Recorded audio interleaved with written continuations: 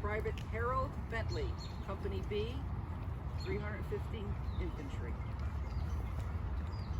Harold Bentley grew up on South Main Street, way out in the Hopeville section of town.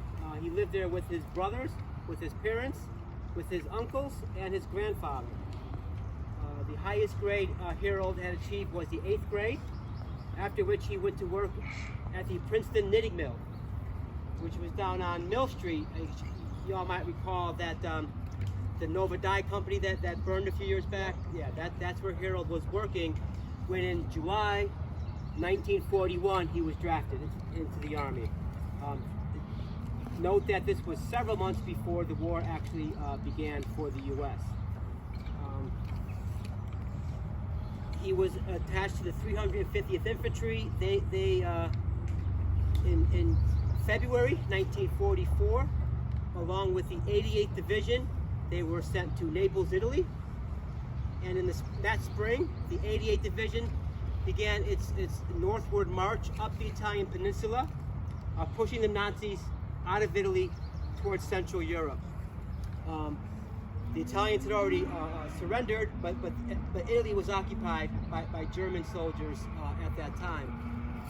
The 88th got to Rome on June 4th, 1944. This was 2 days before the D-Day invasion.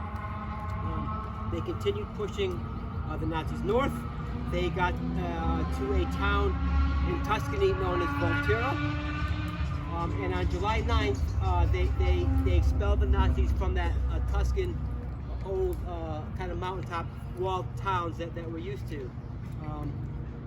The town to this day has a sign at its front gate thanking the U.S. troops for expelling the Nazis on July 9th, which was the day that Harold Bentley was killed in action. Harold Bentley was brought back to Waterbury, laid to rest here. Several years after that, his family petitioned the federal government, who built for the Bentley family this simple bronze marker. Harold Bentley was 24 years old.